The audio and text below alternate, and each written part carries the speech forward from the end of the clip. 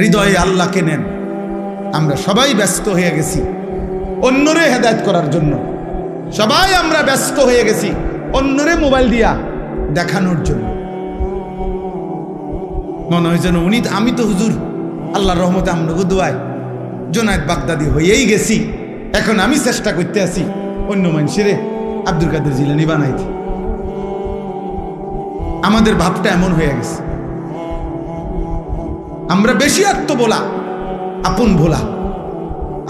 আমি এখনো এই ছেলেদেরকে বলছি যে আব্বা তোমরা বলো, এশার নামাজ যখন চলতেছে, আমি যখন গেছি মসজিদে, আমার ডানে বামে আমি যে কয়জনরে দেখছি আমি ডাইকা মসজিদে পাঠাইছি। আমি তো তোমরা আয়োজক, তোমরা তোমাদের এই ছেলেগুলোরে ডাকছিলেন এশার নামাজের জন্য, মাগরিবের নামাজের জন্য ডাকছিলেন, ফজরের নামাজের জন্য ডাকছিলেনই কোনোদিন? তাহলে কেউ যদি কাউকে আল্লাহর দিকে না ডাকে, একজন বক্তা বুঝি কুমিল্লার থেকে আইসা, ঢাকা সিটাং থেকে আইসা বুঝি সবাই রে জুনায়েদ বাগদাদি বানায় ফেলবে? এটা কি তাবিজ? এটা কি ফু? হ্যাঁ, যে আমি আপনার ঘরে ফু দিয়ে দিলাম, আপনারা এখন একটা ফু দেব, আপনারা দেখবেন সাথে সাথে আপনারা সবাই হয়ে গেছেন বাইজিদ বুস্তামিয়া জুনায়েদ বাগদাদি। এটা এমন? এটা কি ম্যাজিক? এটা সার্কাস? এখানে আমাদের মেহনত চাই, আমাদের সম্মিলিত উদ্যোগ চাই, আমাদের সকলের আন্তরিক প্রচেষ্টা লাগবে ভাইয়া। আলহামদুলিল্লাহ, এটা এখন সুখের খবর, সফলতা সুখবর এটা যে সারা বাংলাদেশে এখন পিচ্ছি পিচ্ছি ছেলেরা, সারা বাংলাদেশে আলহামদুলিল্লাহ। এটা বৃষ্টি আসার আগে ঠান্ডা বাতাস বয়, এটা নিয়ম। বৃষ্টির আগের বাতাস সবাই টের পায়, বুঝে। বৃষ্টির আগের বাতাসটাই ভিন্ন রকম হয়। বাতাসটা এত ঠান্ডা যে বাতাসিটা গায়ে লাগলেই মানুষ বুঝে বৃষ্টি আসতেছে। ঠিক তেমনি ভাবে সারা বাংলাদেশে তো আমরা আলহামদুলিল্লাহ দৌড়াই। আমরা দেখি এখন ক্লাস 6-এ পড়ে, 7-এ পড়ে, 8-এ পড়ে, এমন ছোট ছোট বাচ্চারাও আল্লাহর কোরআনের মাহফিল, দ্বীনি মাহফিল, এরকম নওজোয়ানরা, ছোট ছোট কিশোর বাচ্চারা মাহফিলের আয়োজন, দ্বীনি মজমার আয়োজন করতেছে। ইনশাআল্লাহ এটা বোঝা যায় যে ঠান্ডা বাতাস বইতেছে, আগামী দিনে ইসলামের পতাকা পৃথিবীময় উড়বে ইনশাআল্লাহ। সমাজ উল্লেখযোগ্য পরিবর্তন হবে। আমি বললাম একদিন পৃথিবীতে ইসলামের যখন চূড়ান্ত বিজয় ছিল, তখন দুষ্ট চরিত্রের মানুষকে মানুষ অবজ্ঞার দৃষ্টিতে দেখত। আজ যখন গুনার মাত্রা বেড়ে গেছে, তখন আপনাদের চোখে হুজুর আর মোল্লা এখন আপনাদের কাছে দুর্বল মনে হয়। কিন্তু একদিন ইনশাআল্লাহ মালিক যখন চাইবে অবস্থার পরিবর্তন হবে, তখন আমি বললাম প্রত্যেক সমাজে, মনে রাখো ছেলেরা, তোমরা যারা চরিত্রহীন, বেনামাজি, মদখোর, নেশাখোর, গাঁজাখোর, ফুট্টাখোর, বাবাখোর, ইয়াবাখোর, সুদখোর, হারামখোর, কিস্তিখোর, লোকে তোদেরকে দেখলে থুতু মারবে, থুতু মারবে, থুতু মারবে। মনে রাখি, লোকে তোদেরকে দেখলে থু দিবে, থুতু মারবে ইনশাআল্লাহ। মনে রাখিস, আমি বললাম, বলবে ওই দেখ হারামখোর, বলবে ওই দেখ সুদখোর, বলবে ওই দেখ ফুট্টাখোর, বাবাখোর, দেখ। এইভাবে ইশারা দিয়ে দেখা, ইনশাআল্লাহ পরিবর্তন স্পষ্ট বুঝাই যাচ্ছে, স্পষ্ট বুঝো। এখানেও এসে এরা দেখ একসাথে হয়েছে যারা, সব ছোট ছোট ছেলে, মাশাআল্লাহ, ছোট ছোট ছেলে ফিকির করছে, মাহফিলের আয়োজন করছে। এটা পরিবর্তনের সম্ভাবনা, একদিনে সব বদলে যাবে। তাহলে নবী সাল্লাল্লাহু আলাইহি সাল্লামের মতো শ্রেষ্ঠতম নবীও 23 বছর মেহনত করতে হতো না। বুঝেন নাই কথাটা? এই জন্য আমি সমস্ত ছেলেদেরকে, তোমাদেরকে বলতেছি, বাবা অচিরেই দেখবা তোমরা, আমি বললাম অতিলকাল আইয়ামু নুদাভিলুহা বাইনান নাস, কোরআন শরীফে আছে, আল্লাহ বলছেন আমি মানুষের অবস্থা দিন বদলাই, আমি আল্লাহ সময় বদলাই, সময় বদলাই। কোরআন শরীফে আছে সূরা হুদের মধ্যে আল্লাহ বলেন আমি কখনো বান্দাকে কষ্ট আর মুসিবতের পরে সুখ এনে দেই। আবার আল্লাহই বলছে আমি কখনো বান্দাকে সুখ আর আনন্দ আর ফুর্তির পরে দুঃখ এনে দিই, দুঃখ এনে দিই। হ্যাঁ হ্যাঁ, আমি আল্লাহ এনে দেই, অবস্থার পরিবর্তন করি। সুখের দুনিয়া কখনো দুঃখে ভরে যায়, দুঃখের দুনিয়া কখনো সুখে ভরে যায়। আনন্দ মুখর মানুষ হয়তো কখনো অজরে চোখের পানি ফেলে, আবার কাঁদতেছিল বান্দা হয়তো, আবার কখনো আনন্দে হাসে। আল্লাহ বলেন আমি সময় বদলাই, আমি ঋতু বদলাই, আমি সময় বদলাই। একবার রাত আনি আবার দিন আনি, একবার আলো আনি আবার অন্ধকার আনি, একবার রোদ আনি আবার বৃষ্টি আনি, একবার সকাল বানাই আবার বিকেল বানাই, একবার দুপুর বানাই আবার রাত্রি বানাই। ঠিক তেমনি ভাবে প্রতি মুহূর্তে যেহেতু আমি আমার এই পৃথিবীতে অবস্থার পরিবর্তন করছি, তাহলে ইমানদার মনে রেখো, ঘাবড়ায়ও না।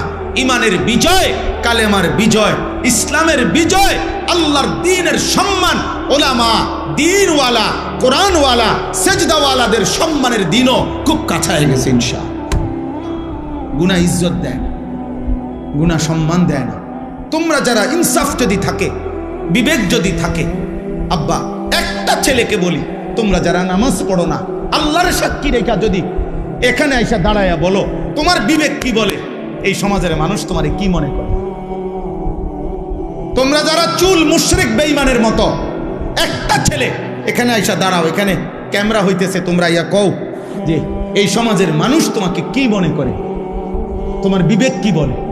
তোমরা যারা নারী দেখো, ছবি দেখো, অশ্লীল দৃশ্য দেখো, উলঙ্গ নাচ গান নর্তকীর ছবি দেখো, তোমার মতো হাইওয়ানকে, তোমার মতো মানুষরূপী পশুকে এই সমাজের মানুষ কি ভাবে? চলো এখন এখন ইয়া হোক, এখানে তো মানুষ আছে, তুমি জিজ্ঞাও আইও একজন যে ভাই আমি 5 ওয়াক্ত নামাজের একটা সেজদা আজকের দিনে দেই নাই, আপনাদের বিবেচনা কেমন আমারে মনে হয়? তো তুমি এসে দাঁড়ায় কও, যদি সুযোগ থাকতো, মুক্ত অনুমতি থাকতো, তো সবাই তোমার একটা একটা জুতা দিয়ে বাড়ি দিল।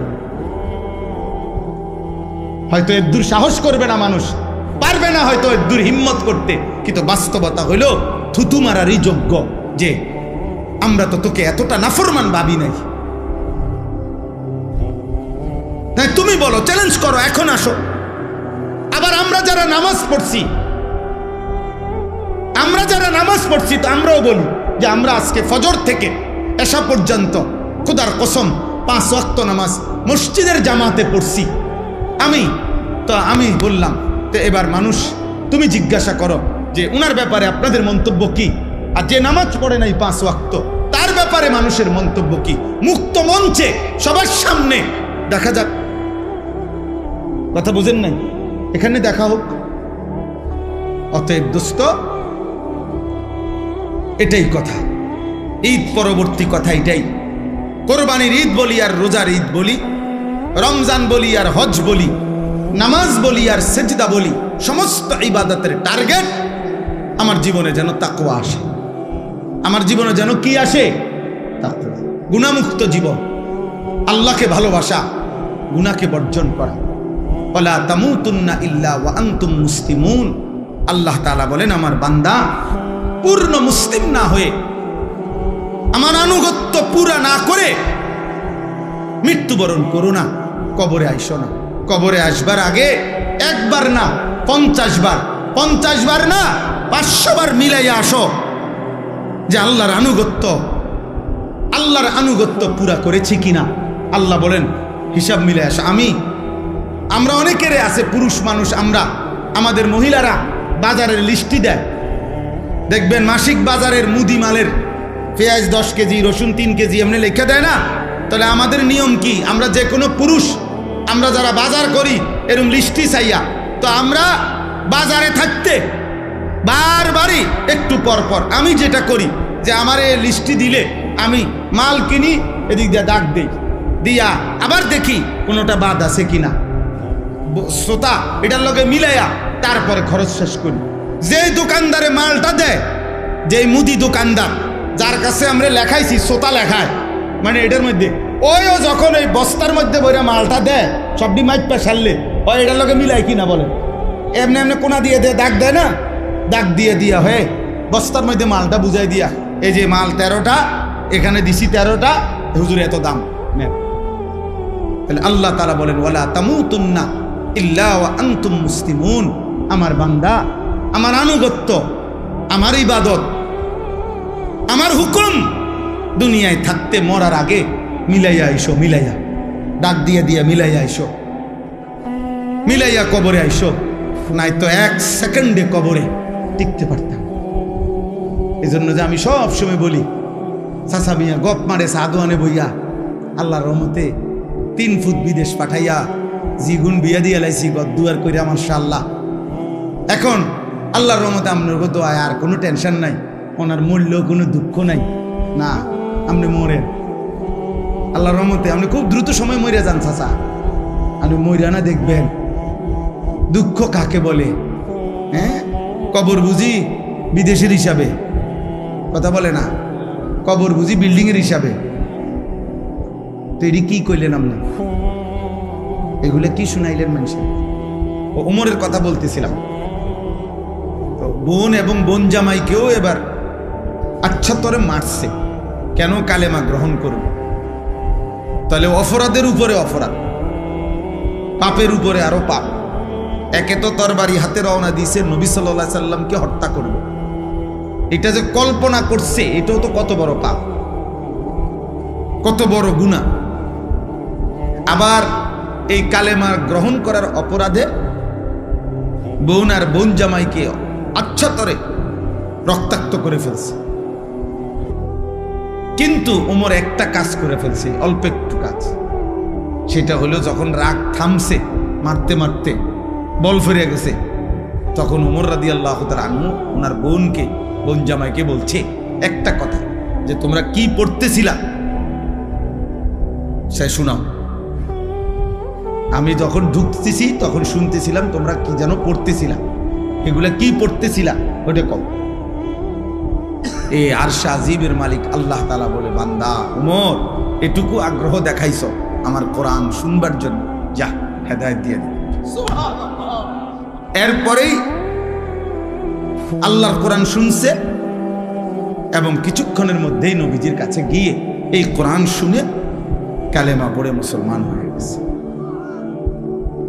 তাহলে একটু আগ্রহ দেখাইছে, ফাঁকি দিয়া এতক্ষণ তো যা করছে সব উল্টা পাল্টাই করতেছিল, কিন্তু এখানে এসে একটু আগ্রহ দেখাইছে যে কি পড়তেছিলি তোরা সেটা শোনা। আল্লাহ তাআলার এটুকুই ভাল লাগছে। তো আল্লাহ তাআলা এটুকু আগ্রহের বিনিময়ে এত বড় গুনাহ করতে রওনা দিছে, হত্যা করবে নবীকে, নাউজুবিল্লাহ। এত বড় পাপের সংকল্প করে যে রওনা দিছে, এবং এখনো বোন আর বোন জামাইকে এভাবে মারছে, অন্যায় করছে, কিন্তু ওই যে বললাম একটু আগ্রহ দেখাইছে, আল্লাহর কথা শুনতে চাইছে, আল্লাহ তাআলা এর বরকতেই হেদায়েত দিয়ে দিয়েছে। সূরা তাহা কোরআনের একটা সূরা আছে, ওই সূরার কিছু অংশ তেলাওয়াত করছে। ওমর রাদিয়াল্লাহু তাআলা আনহু বলছে, থামো, আর লাগবে না, যা বুঝার আমি বুঝেছি, চলো মুহাম্মদের কাছেই যাই। তো বোন আর বোন জামাই বলছে, কেন যাইবা? বলছে, আর গর্দান নিতে না, এবার আমার গর্দানি মুহাম্মদের কদমে দিয়ে। এরপরে কালেমা পড়ে মুসলমান হয়েছে।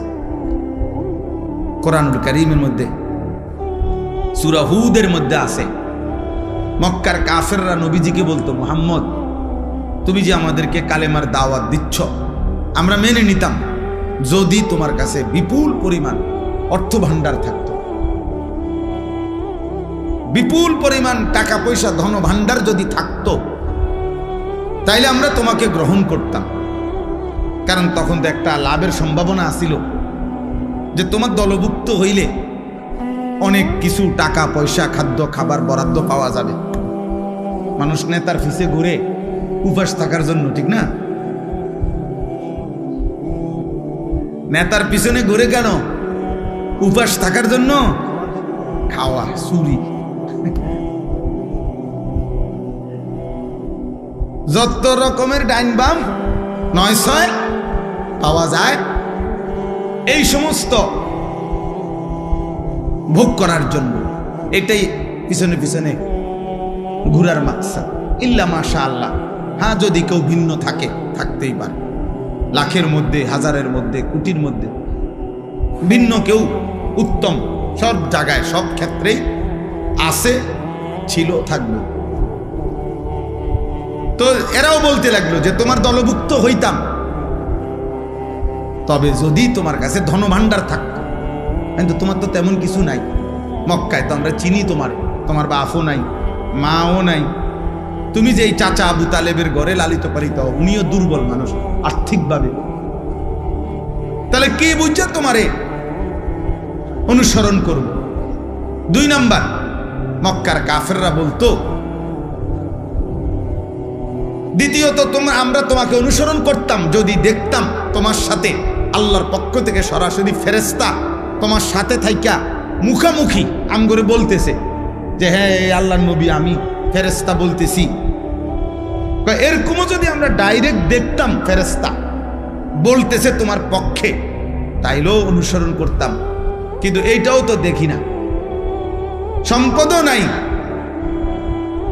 আবার কোনো ফেরেশতাও তোমার সাথে নাই, দেখি না আমরা, তো আমরা কি বুঝে তোমার অনুসরণ করতাম।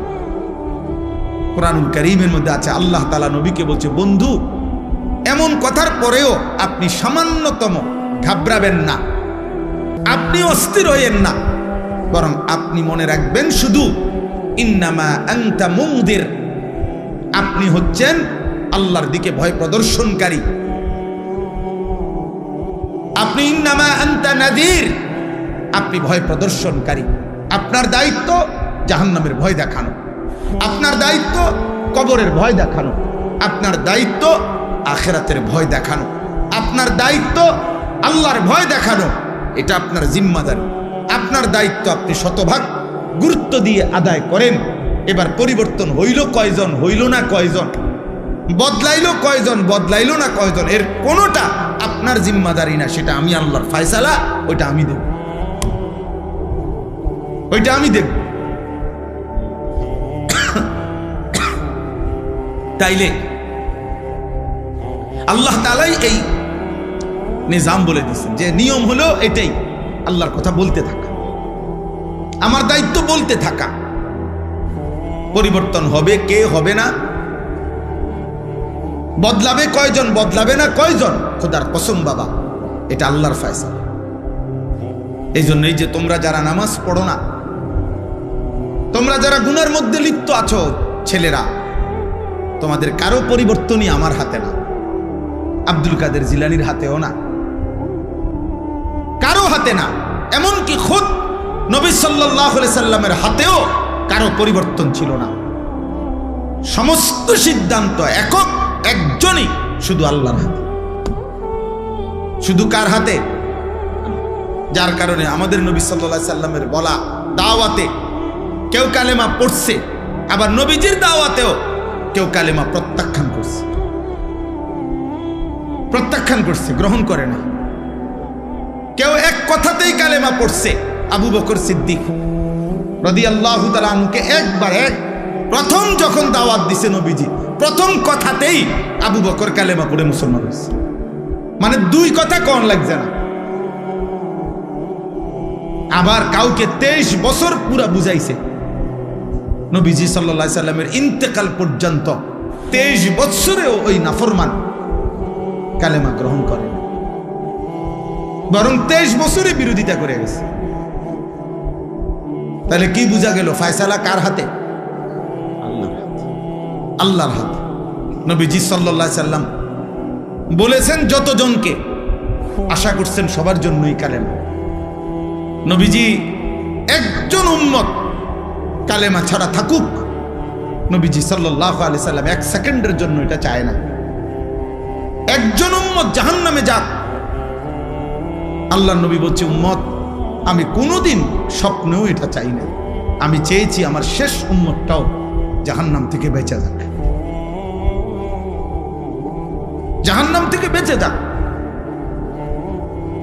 নবীজি বলছে আমি তো চূড়ান্ত খুশি হব সেদিন আমার আল্লাহর নিকটে আমার শেষ উম্মতটাকেও জাহান্নাম থেকে বাঁচাইতে পারবো যেদিন। এইভাবে নবী সাল্লাল্লাহু আলাইহি সাল্লামের আগ্রহ ছিল। ফালাআল্লাকা বাখিউন নাফসাকা আলা আথারিহিম, ভাইয়া না বসলে ফায়দা হবে না, এই দাঁড়াইয়া থাইকা লাভ হইতো না আর কি। বলে নিলাম। আর আপনি বুঝতেন না, দাঁড়াইয়া ওয়াজ কলিজায় ঢোকে না, তামসা সাউন্ড যায় শুধু। আর যাইবার সময় চটফুটি খাইয়া যাবেন গাড়ি।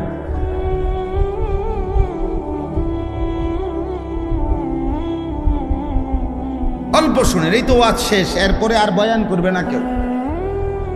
তাইলে তার মানে আধা ঘন্টা 40 মিনিট সর্বোচ্চ, এরপরে আমি এমনি শেষ করে দেবো ইনশাআল্লাহ। অতএব তোমরা ছেলেদেরকেও বলি বাবা। তাহলে আমার কথা এটা, নবীজিকে আল্লাহ বলছে বন্ধু ফালা আল্লাকা বাখিউন নাফসাক, মানুষগুলো ঈমান আনতেছে না, পরিবর্তন হচ্ছে না, গুনাহ ছাড়তেছে না, আল্লাহর নাফরমানি ছাড়তেছে না, এই অস্থিরতা পেরেশানিতে আপনি কি মরে যাবেন নাকি? মানে নবীজির অস্থিরতা এত বেশি ছিল যে খুদ আল্লাহ তাআলা নবীজিকে সান্ত্বনা দিছে, বন্ধু আহার একটু থামেন, একটু বিশ্রাম করেন, আপনি তো দেখতেছি মরে না যাবেন। বলতে বলতে কানতে কানতে উম্মতের জন্য নবীজির কান্না আল্লাহ থামাইছে, নবীজির পেরেশানি আল্লাহ থামাইছে, নবীজির অস্থিরতা মহান আল্লাহ তাআলা থামাইছে। কোরআনে আছে আল্লাহ তাআলা বলছে ফা ইন্নাল্লাহা ইউযিল্লু মান ইয়াশা ওয়া ইয়াহদি মান ইয়াশা ফালা তাযহাব নাফসুকা আলাইহিম হাসারাত। দোস্ত এদিক সেদিক তাকায়েন না, শ্রোতা আসলে আরো ছেলেরা আসবে, কেউ বসবে, প্রত্যেকের যদি আমনে চোখে তাকায়া দেখতে হয়, বুঝতেন না এখানে আসুক হাতি আসুক নলে মানুষ আসুক, বুঝেন না কথাটা? যেই আসুক উনি ওর মতো আসুক, মানুষ হোক আর হাতি হোক, এটা দেখার কিছু নেই। মনোযোগ চাই, আমি তো এটাই বুঝাইতে চাইতেছি। মনোযোগ জরুরি, আগ্রহ জরুরি, আল্লাহর কথার প্রতি আগ্রহ জরুরি। সাহাবায়ে কেরাম বলেন আমরা যখন নবীজির কথা শুনতাম মনে হইতো যেন আমরা গাছের ডাল, এরকম মজবুত মোটা ডাল, যে ডাল নড়ে না এক সেকেন্ড, এরকম গাছের ডালের মতো স্থির হয়ে থাকতাম।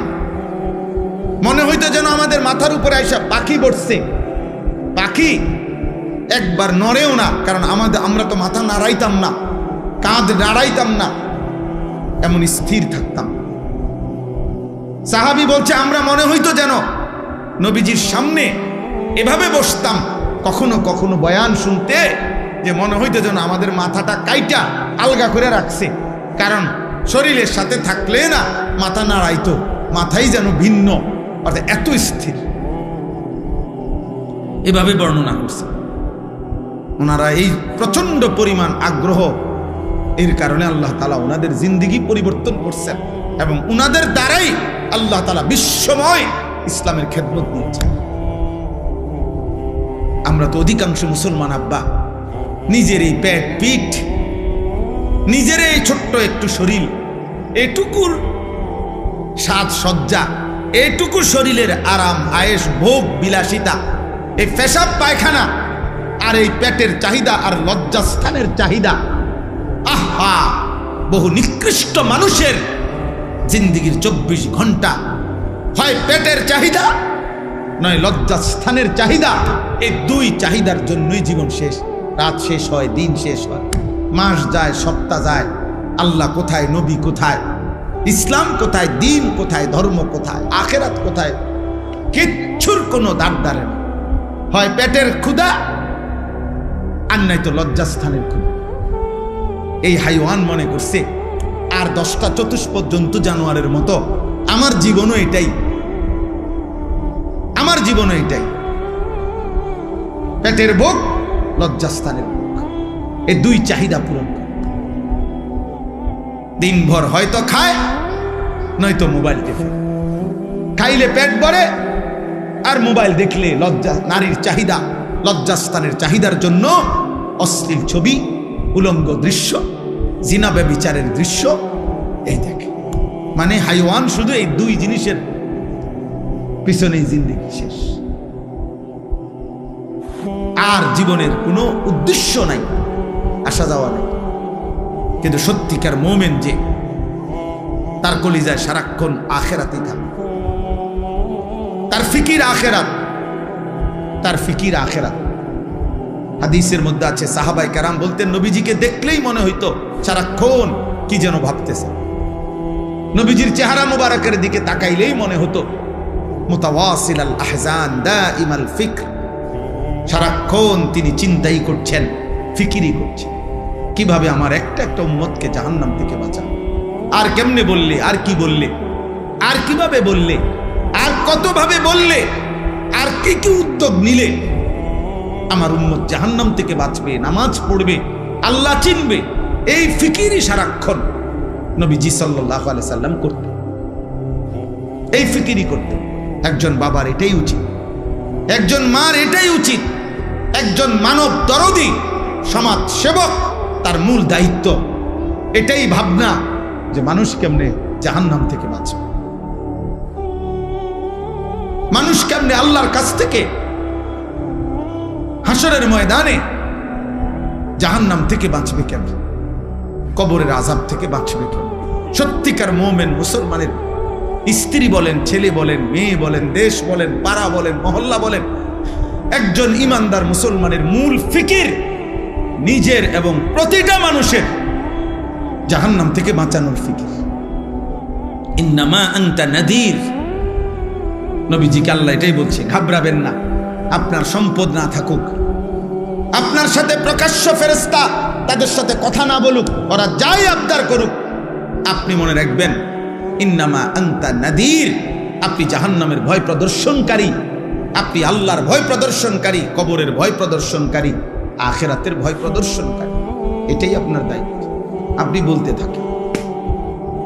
আমি এখানে আজকেও আইসা মনে হইল কত বছর হয়, 2006 সাল বা 5 সালে, 2006 সাল হবে খুব সম্ভব, আমি প্রথম আপনাদের এই আলগি গ্রামে আসছি বিল্লালদের বাড়ির মাহফিলে। তাইলে আজকে 2026 সাল, বরাবর 20 বছর, বরাবর 20 বছর। এই 20 বছরের ভিতরে খুব কম বছর বাদ গেছে আমি আসছি না, কমপক্ষে 2-3 বছর মনে হয় না এরকম গ্যাপ গেছে, মনে হয় না। টানা এ কোনো না কোনো পারপাসে, এখানে হোক আর ওই পাড়া হোক আর এই পাড়া হোক, ছেলেরা করুক আর বুড়ারা করুক, হুজুররা করুক আর জওয়ানরা করুক, কোনো না কোনো মাহফিলে আসা যাওয়া ছিল। তাহলে 20 বছর পরেও আজও ওই একই বক্তব্য, একই কথা, যে হুজুর মাদকের বেড়ে গেছে, জুয়া বেড়ে গেছে, অশ্লীলতা বেড়ে গেছে, নেশা বেড়ে গেছে। তার মানে প্রতিনিয়ত এই পাপ, গুনাহ, এই অশ্লীলতা, এই বেহায়াপনা। কারণ আমরা অল্প কয়েকজন মানুষ হয়তো ভাবি মানুষকে গুনাহ থেকে ফিরাবার, আর সংখ্যাগরিষ্ঠ একটি জাতির, একটি দেশের, একটি রাষ্ট্রের, একটি সমাজের সংখ্যাগরিষ্ঠ মানুষ চায় অশ্লীলতা আরো বেড়ে যাক, অসভ্যতা বেড়ে যাক। তাহলে এত বিপুল মানুষ যদি নাফরমানি ছড়িয়ে দেয়, 1-2 মিলে কদ্দুর ঠেকাবে? একটা সাগরের ঢেউ তো 2-4 টুকরি মাটি দিয়া ঠেকানো যায় না। একটা নদীর ঢেউ তো আব্বা 2-4 টুকরি মাটি দিয়া বাদ দেওয়া যায় না, বাদ দেওয়া যায় না। কক্সবাজারের উত্তাল ঢেউ, বঙ্গোপসাগরের, এটা আমরা মাটি কাইটা বেড়া দিলে, বাদ দিলে তো আটকাবে।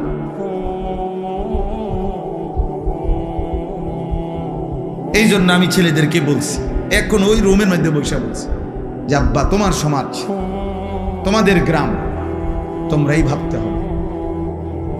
আমি আরেক জায়গার থেকে আসছি, আরেক জায়গার থেকে এসে আবার চলে যাব, কিন্তু যার যার সমাজ, যার যার বাবা মা, যার যার সমাজের অভিভাবক, ওনাদেরই দায়িত্ব ওনাদের সমাজের সন্তানদেরকে আল্লাহর দিকে ফিরানো।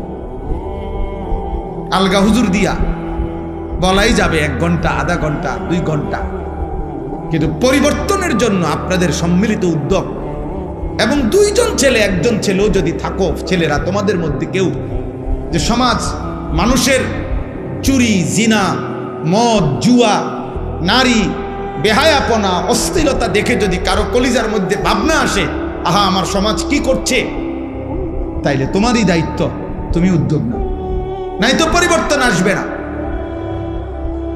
পরিবর্তন আসবে না। এ মোবাইলে ছবি দিলেন, ফেসবুকে ছবি দিলেন, আমরা মাহফিল করেছি, হুজুর আসছেন, শ্রোতা আসছে, শ্রোতা গেছে, কারো 10টা ছবি, কারো 20টা ছবি মোবাইলে দিয়া দিছে, এরপরে নতুন ছবি আইসা পিছনের গুলারে ফেলে দিছে। এইগুলার কোনো কিচ্ছু আসে যায় না, কিচ্ছু আসে যায় না। এই জন্য আমি সবার কাছে বলি, আপনারা যারা আছেন, ছেলেরা তোমরা যারা আছো, সবার বিবেক একসাথে নড়ে না। কিছু মানুষের বিবেক মরে যায়, কিছু নাফরমান আল্লাহর নাফরমানি করতে করতে কলিজা বন্ধ হয়ে যায়। খোদার কসম, এটা কোরআনে আল্লাহ বলছে। পাপ করতে করতে, নামাজ না পড়তে পড়তে, আল্লাহকে সেজদা না দিতে দিতে, অশ্লীলতার, নাফরমানি, বেহায়াপনা, অসভ্যতার, নোংরামি করতে করতে খোদার কসম আল্লাহ বলেন, অসংখ্য নাফরমানকে এক পর্যায়ে আমি তার অন্তর মোহর মেরে দেই, কান মোহর মেরে দেই, চোখে চূড়ান্ত পর্দা ফেলে দেই, আর কোনোদিন হেদায়েত দেই না। একদিন আমার ফেরেশতা দিয়া লাথি দিয়া জাহান্নামেই ফেলে দেই।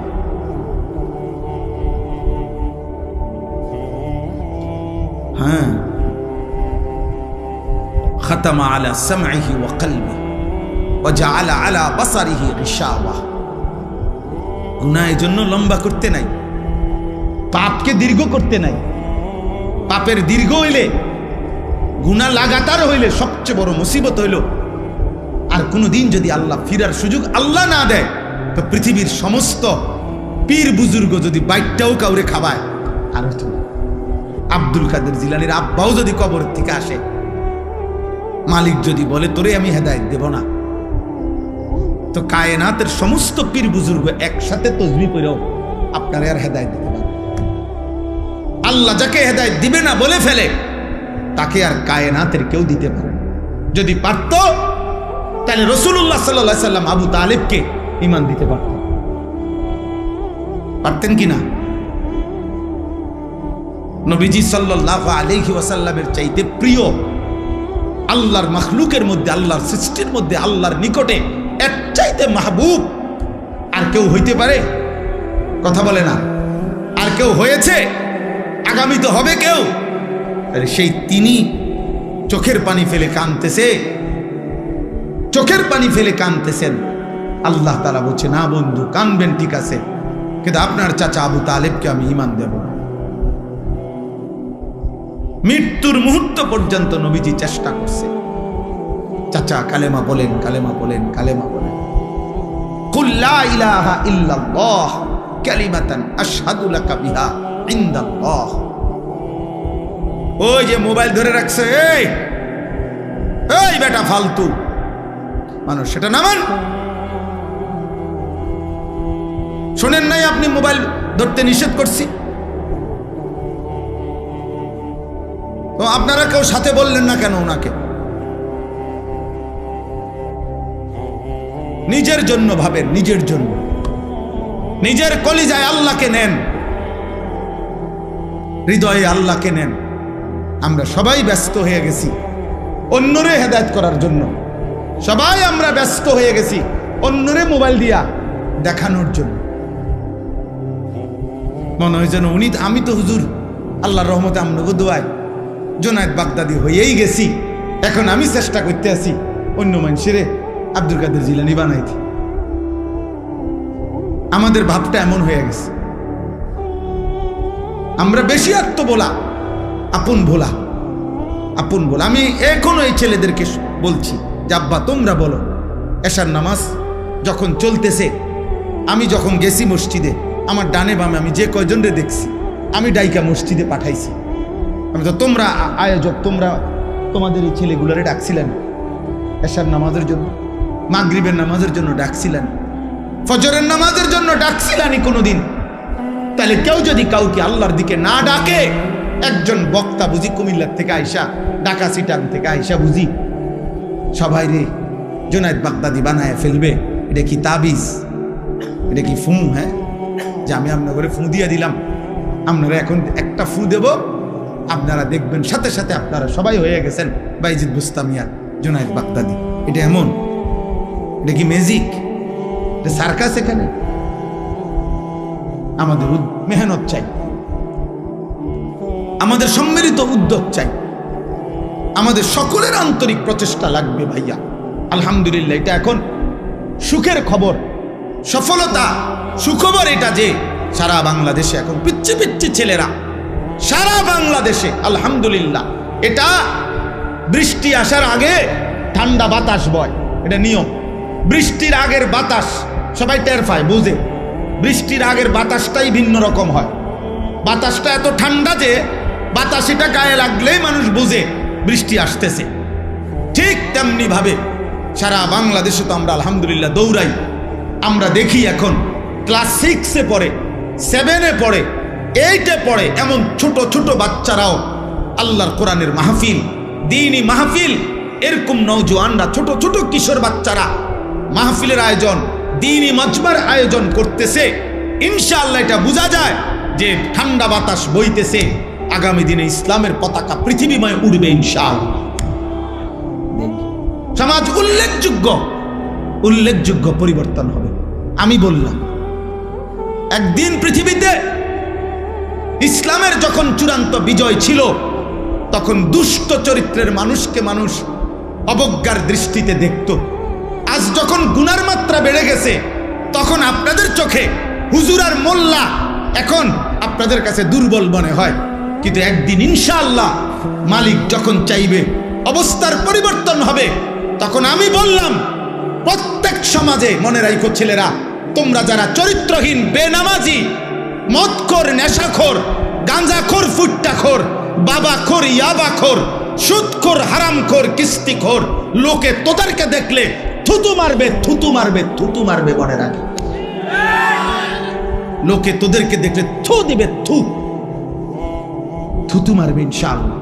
মনে রাখিস, আমি বললাম, বলবে ওই দেখ হারামখোর, বলবে ওই দেখ সুদখোর, বলবে ওই দেখ ফুট্টাখোর, বাবাখোর, দেখ। এইভাবে ইশারা দিয়ে দেখা ইনশাআল্লাহ পরিবর্তন স্পষ্ট বুঝাই যাচ্ছে, স্পষ্ট বুঝো। এখানেও এসে এরা দেখ একসাথে হয়েছে যারা, সব ছোট ছোট ছেলে, মাশাআল্লাহ, ছোট ছোট ছেলে ফিকির করছে, মাহফিলের আয়োজন করছে।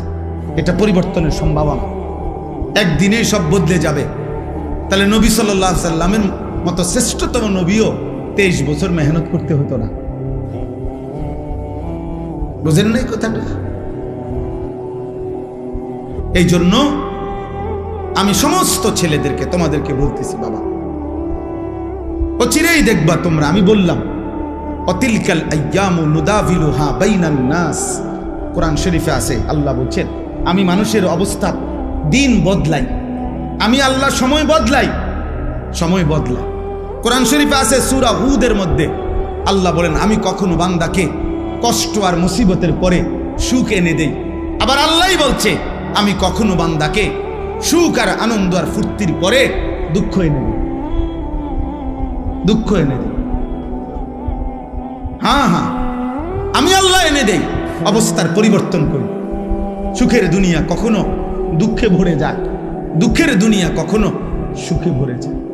আনন্দ মুখর মানুষ হয়তো কখনো অজরে চোখের পানি ফেলে, আবার কাঁদতেছিল বান্দা হয়তো, আবার কখনো আনন্দে হাসে।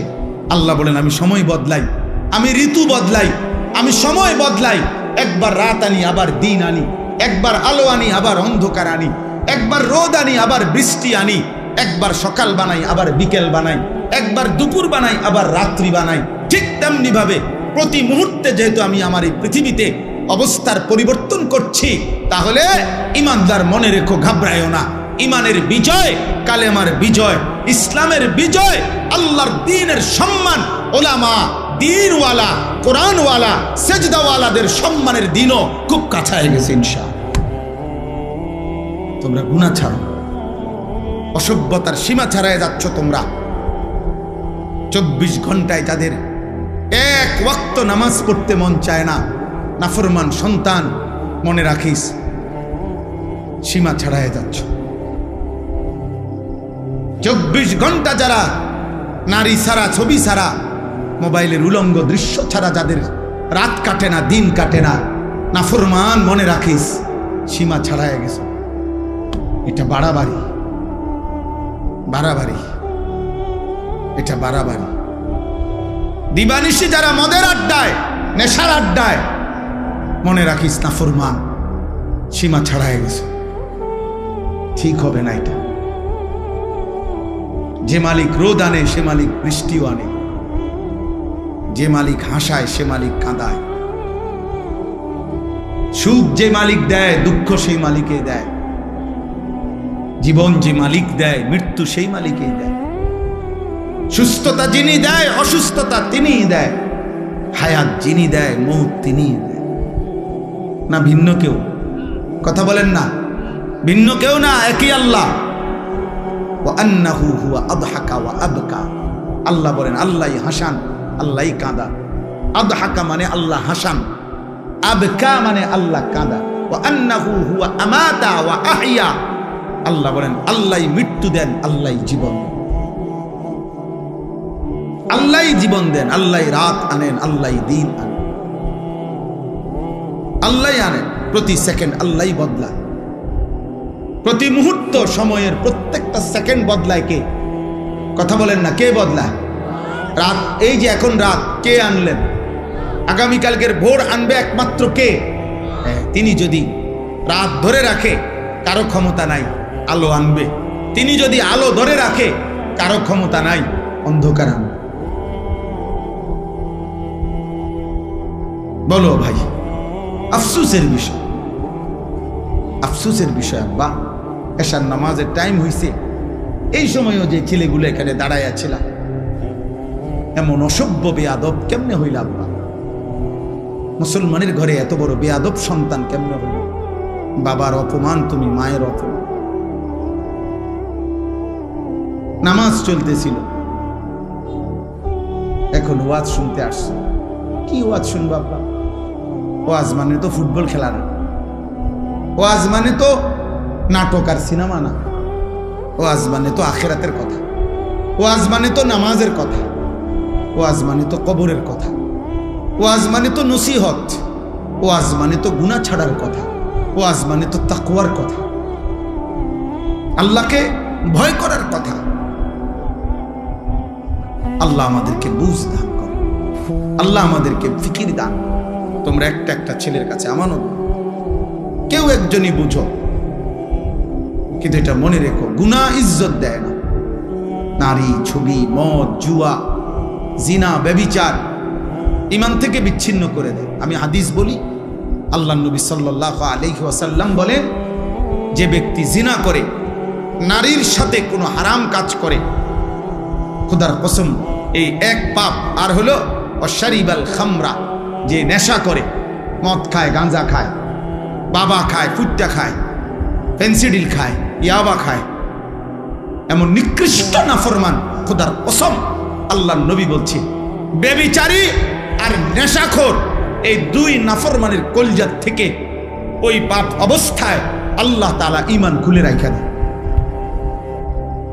এই কোরআন ধরে বলি, কোরআন হাতে ধরে বলি, আল্লাহ তার কলিজা হৃদয় থেকে ঈমান বের করে ফেলে। আল্লাহ বলে, নেশাখোর ঈমানটা দিয়ে যা, যা, আমার ঈমান আমি রেখে দিলাম, এবার বেঈমান যা, তুই যা। আল্লাহ বলে, চরিত্রহীন লম্পট, নারীর সাথে গুনাহ করবি, ঠিক আছে যা, আমার ঈমান আমারে দিয়া যা, আমি ঈমান রেখে দিলাম, কালিমা রেখে দিলাম, এবার যা। কি সাংঘাতিক কথা!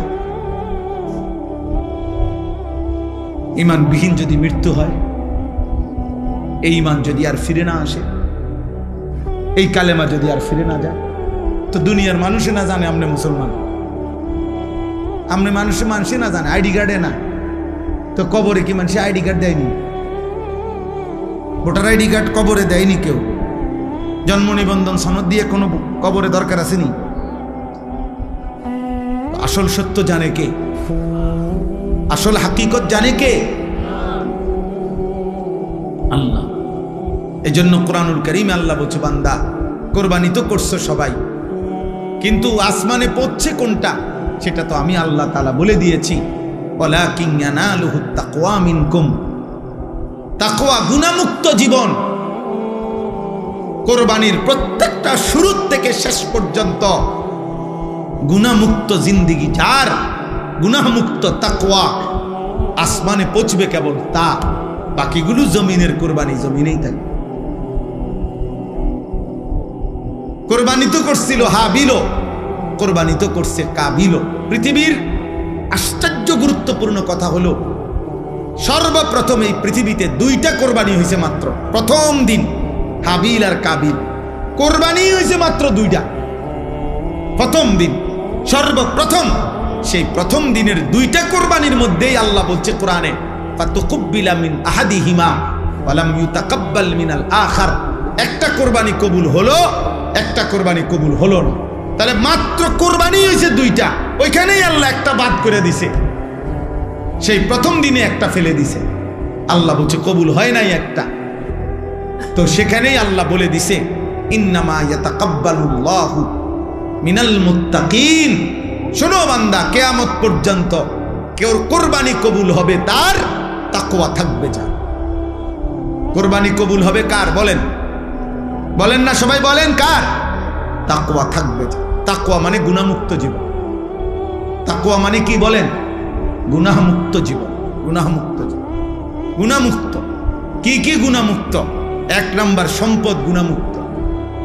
এজন্য সুদখোরের টাকায় কোরবানি হয় না, ঘুষখোরের টাকায় কোরবানি হয় না, কিস্তিখোরের টাকায় কোরবানি হয় না, প্রতিদিন বাজারে ব্যবসা করে যে ওজনে কম দেয় এই হারামখোরের টাকায় কোরবানি হয় না, মানুষকে নিয়মিত যে ঠকায়, প্রতিনিয়ত প্রতারণা করে, অবৈধ উপার্জন করে, হারাম রোজগার করে, এই হারামখোরের এই টাকায় কোরবানি আদায় হয়। গোস্ত সিদ্ধ হয়, গোস্ত কি হয়? সিদ্ধ।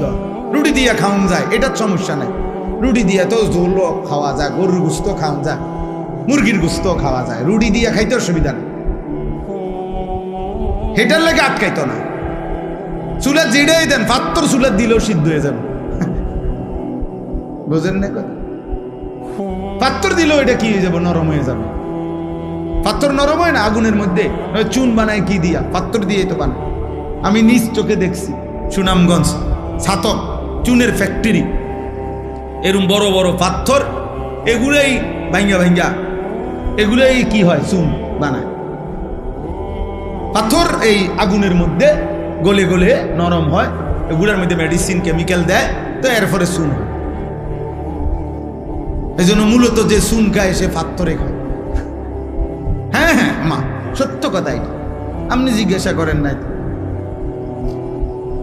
তাইলে সিদ্ধ হবে, রুটি দিয়া খাওয়া যাবে আব্বা, কিন্তু গুনাহমুক্ত না হলে আসমানে যাবে না।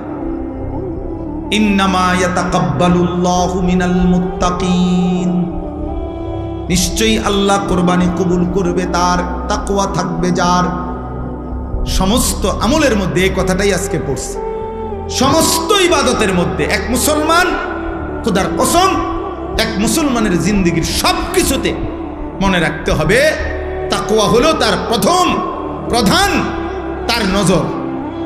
আমি মুসলমান, আমার ওযু, গোসল, নামাজ, রোজা, হজ, যাকাত, ঈদ, কুরবানি, জিকির, তেলাওয়াত, দান, সাদাকা, আমার ঘর, আমার সংসার, আমার বউ, আমার ছেলে মেয়ে, আমার বাজার, আমার ব্যবসা, আমার প্রবাস জীবন, আমার দেশের জীবন, আমার চাকরি, আমার রাজনীতি, আমার সংসার, যা করছি, মুসলমান যদি পরিচয় থাকে তাকে খেয়াল রাখতে হবে গুনাহ যেন না হয়, গুনাহ যেন না হয়, গুনাহ যেন না হয়, গুনাহ যেন। তাকওয়া, এরই নাম তাকওয়া। তাকওয়া শুধু কুরবানিতে না, তাকওয়া নামাজেও, তাকওয়া রোজাতেও, তাকওয়া হজ্জেও, তাকওয়া জিকিরেও, তাকওয়া তেলাওয়াতেও, তাকওয়া কোরআনুল কারীমের তেলাওয়াতেও, তাকওয়া দান সাদকাতেও, তাকওয়া রাজনীতিতেও, তাকওয়া সংসারেও, তাকওয়া স্বামী স্ত্রীর মেলামেশাতেও, তাকওয়া ছেলেপেলের ক্ষেত্রেও, তাকওয়া উপার্জনের সব ক্ষেত্রে, সর্বত্র। যুবক বলো, কিশোর বলো, নারী বলো, পুরুষ বলো, আমি হুজুর, আপনারা পাবলিক, পাবলিক বলেন আর হুজুর বলেন, অলি বলেন আর মুরিদ বলেন, যাই বলেন, মুসলমান মাত্রই জরুরি তাকওয়া, তাকওয়া, তাকওয়া, গুনাহমুক্ত থাকা। আমিও আপনিও, আমিও কি হুজুরও পাবলিকও, বক্তাও শ্রোতা, ছোট বড় সবাই গুনাহমুক্ত থাকা। প্রিয় ভাই আমার, মুসলমানের সন্তান, তোমাদেরকে অনুরোধ করছি, গুনায় ভরা এই জিন্দেগি কোনো জীবন না, এটা কোনো জীবন না রে আব্বা। নারী, ছবি, মদ, জুয়া, চুরি, ডাকাতি, জিনা, ব্যভিচার, গান, বাদ্য, অশ্লীলতা, সুদ, ঘুষ, কিস্তি, হারাম রোজগার, এটা কোনো মুসলমানের জীবন না। এই জীবন হাইওয়ানের জীবন, এই জীবন পশুর জীবন, এই জীবন চতুষ্পদ জন্তুর জীবন। হ্যাঁ, রাগ করলো এটাই কথা, অভিমান করলো এটাই কথা, এটাই সত্য। আল্লাহ কোরআনুল কারীমের মধ্যে বলছে, যে মানুষের অন্তর আমি আল্লাহকে নিয়ে ভাবে না, যে মানুষের কান আমি আল্লাহর কথা শুনে না, যে মানুষের চোখ আমার আয়াত দেখে না, খোদার কসম আল্লাহ বলছে উলাইকা কাল আনআম, এই মানুষগুলো জানোয়ারের মতো। কিসের মতো বলেন না? আল্লাহ কোরআনে বলছে। আপনি কার সাথে রাগ করবেন? আজকে আমি হাদিস পড়ছি বিকালবেলা বাসায়, আশ্চর্য কথা শুনেন। একটা ছোট্ট বিষয়, আপনি এটারে আপনার কাছে মনে হবে একটা ছোট্ট বিষয়। নামাজি ব্যক্তির সামনে যে সূত্রা দেয়, এটা বুঝেননি আপনারা? মানে নামাজি ব্যক্তির সামনে দিয়ে যাতে কেউ না যায়, কথা বুঝছেন কিনা? এই সামনে একটা ছোট কাঠি কিছু একটা দেয় না মানুষ, এই সূত্রা, এই যে এটা কয় সূত্রা কয় আরবিতে, মানে নামাজি ব্যক্তির সামনে কমপক্ষে সেজদার জায়গাটুকু পার করে একটা কিছু থাকা, যাতে করে এই নামাজির এই সামনে কোনো মুসলমান যাতে কি না যায়। তো নবীজি বলছেন, যদি কোনো ব্যক্তি জানতো যে নামাজি ব্যক্তির সামনে দিয়ে অতিক্রম করা কি পরিমাণ গুনাহ, যদি এটা বুঝতো, তাইলে প্রয়োজনে 40 বছর টানা দাঁড়াইয়া থাকতো। এক হাদিস। আরেক হাদিসে আবু হুরায়রার হাদিস হলো যে নবীজি বলছেন, তাহলে সে প্রয়োজনে মিআতু আমিন, 100 বছর হইল দাঁড়াইয়া থাকতো, তবু অতিক্রম করতো না। এটা হলো একটা কথা। হাদিসের দ্বিতীয় অংশ আরো মারাত্মক। এই সামান্য এই বিষয়টা যে নামাজি ব্যক্তির সামনে দিয়ে যেন অতিক্রম না করে, নবীজি বলেন, তোমাদের নামাজের সামনে যদি কেউ অতিক্রম করতে চায়, তোমরা তাকে হাত দিয়ে প্রয়োজনে বাধা দাও। যদি বাধা না মানে, তাহলে তুমি তোমার শক্তি প্রয়োগ করো, মানে হাত জোর করে ধরে রাখো, যেন কোনোভাবে তোমার হাত ধাক্কাইয়া সে যাইতে না পারে। নবীজি বলেন এরপরে শব্দ, ফাইন্নামা হুয়া শাইতানুন, শাইতানুন, খোদার কসম নবী বলে, এর সামনে দিয়ে যে লোকটা চলে যাইতেছে নিশ্চয়ই সে শয়তান। কারে বলছে? এ মানুষ এটারে বলছে এটা শয়তান। কত ছোট্ট বিষয়, বিষয়টা সামান্য কিনা, কিন্তু নবীজি বলছে এটা শয়তান। নামাজি ব্যক্তির সামনে দিয়ে গেল কেন? তাইলে যে রাসূল সাল্লাল্লাহু আলাইহি সাল্লাম নামাজি ব্যক্তির সামনে অতিক্রমকারী ব্যক্তিটাকে আর কোনো পাপ নাই, শুধু বেড়ান দিয়ে গেছে, আর কথা বোঝেন না? কি চুরি করছে এনে, এরে নবীজি বলছে এটা শয়তান। এখন বাকি নাফরমান যারা নাফরমানি করছে, তাদের পরিচয় কি?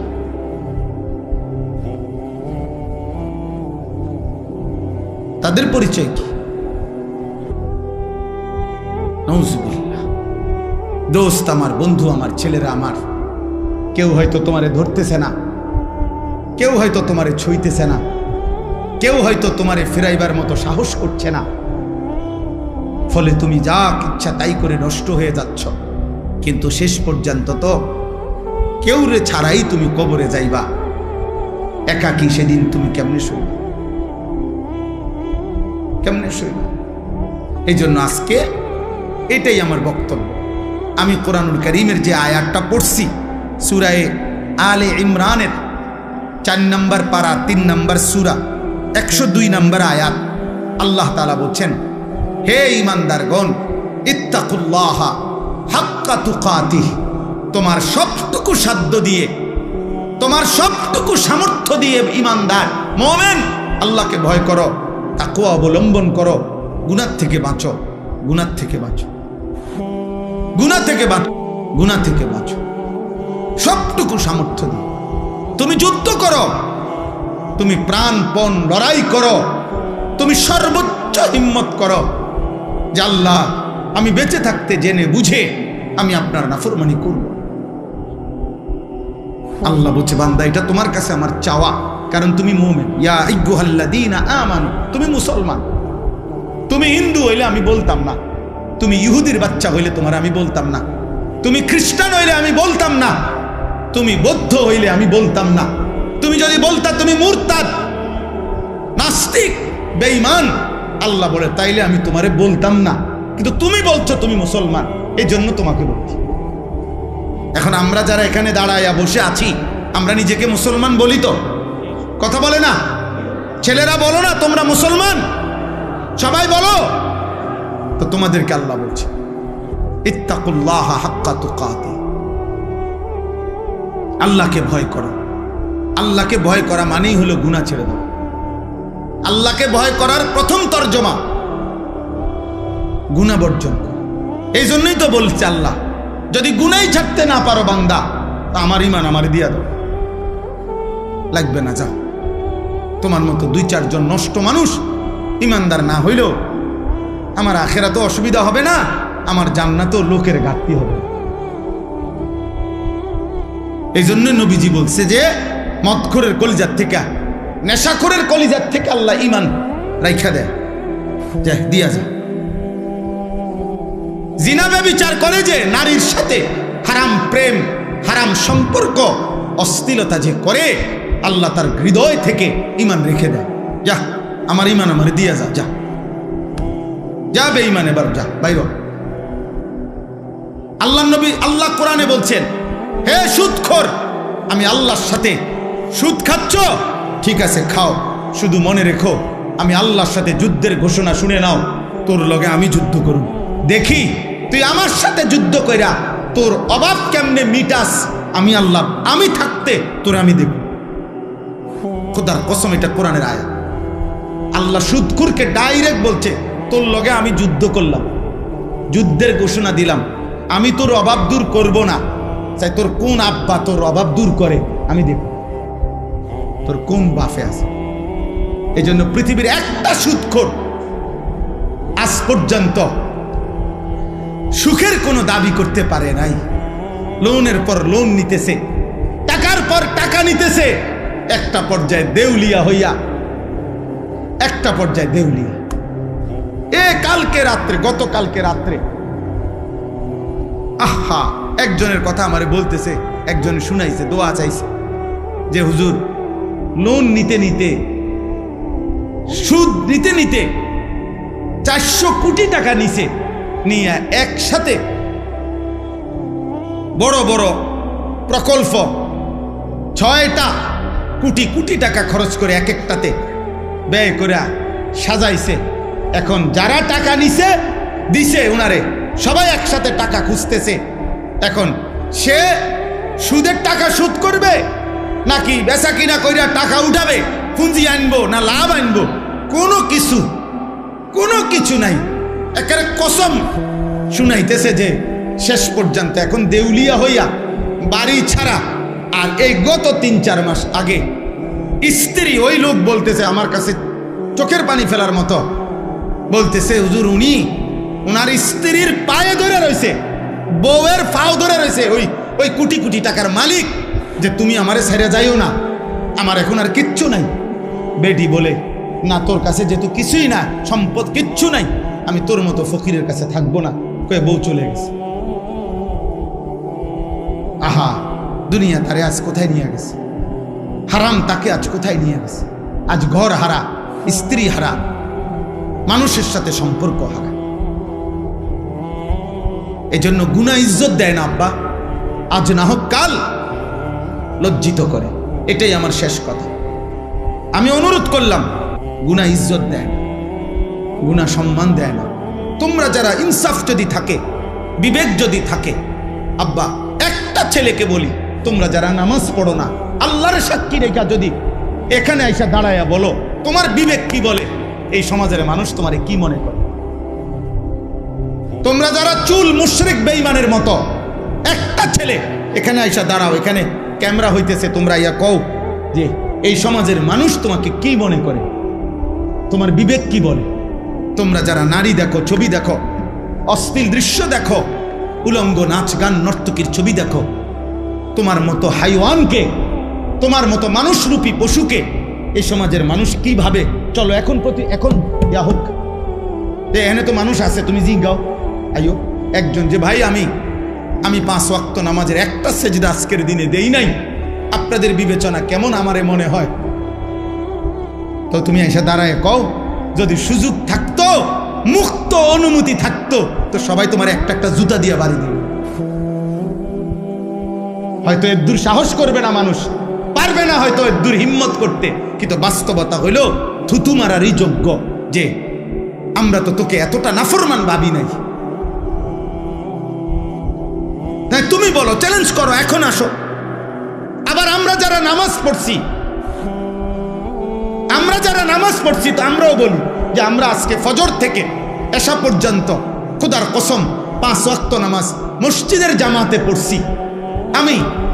আমি বললাম, তো এবার মানুষ তুমি জিজ্ঞাসা করো যে উনার ব্যাপারে আপনাদের মন্তব্য কি, আর যে নামাজ পড়ে নাই 5 ওয়াক্ত তার ব্যাপারে মানুষের মন্তব্য কি?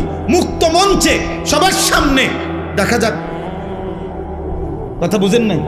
এখানে দেখা হোক। অতএব দোস্ত, এটাই কথা, ঈদ পরবর্তী কথা এটাই।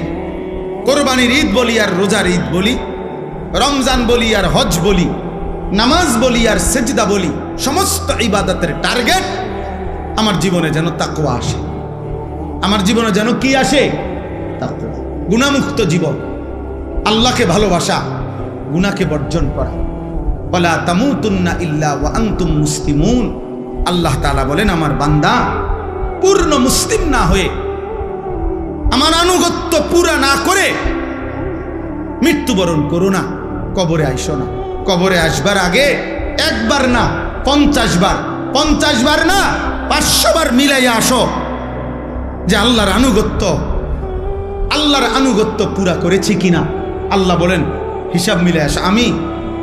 আমরা অনেকেরে আছে, পুরুষ মানুষ আমরা, আমাদের মহিলারা বাজারের লিস্টি দেয়, দেখবেন মাসিক বাজারের মুদি মালের পেঁয়াজ 10 কেজি, রসুন 3 কেজি এমনি লেখা দেয় না?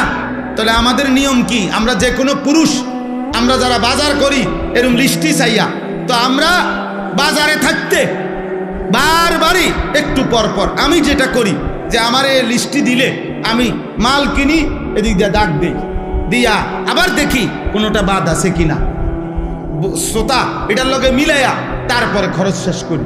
যেই দোকানদারে মালটা দেয়, যেই মুদি দোকানদার যার কাছে আমরা লেখাইছি, শ্রোতা লেখায়, মানে এটার মধ্যে ও যখন ওই বস্তার মধ্যে বইরা মালটা দেয়, সবটি মাইপা সারলে ও এটার লগে মিলাই কিনা বলে, এমনি কোনা দিয়ে দাগ দেয় না, দাগ দিয়ে দিয়া হয়ে বস্তার মধ্যে মালটা বুঝাই দিয়া, এই যে মাল 13টা, এখানে দিছি 13টা, হুজুর এত দাম নেন।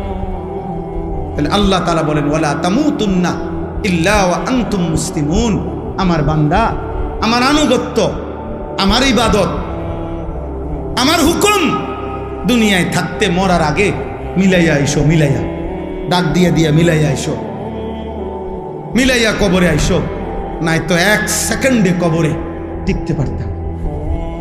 এই জন্য যে আমি সব সময় বলি, চাচা মিয়া গপ মারে সাদওয়ানে বইয়া, আল্লাহর রহমতে 3 ফুট বিদেশ পাঠাইয়া জিগুন বিয়া দিয়ে লাইছি, গদ্দুয়ার কইরা মাশাআল্লাহ। এখন আল্লাহর রহমতে আপনার দোয়ায় আর কোনো টেনশন নাই, ওনার মূল্য কোনো দুঃখ নাই। না, আপনি মরেন, আল্লাহর রহমতে আপনি খুব দ্রুত সময় মরে যান চাচা। আপনি মরিয়া না দেখবেন দুঃখ কাকে বলে। কবর বুঝি বিদেশের হিসাবে, কথা বলে না, কবর বুঝি বিল্ডিং এর হিসাবে। তো এটি কি কইলেন আপনি? এগুলো কি শুনাইলেন মানুষের?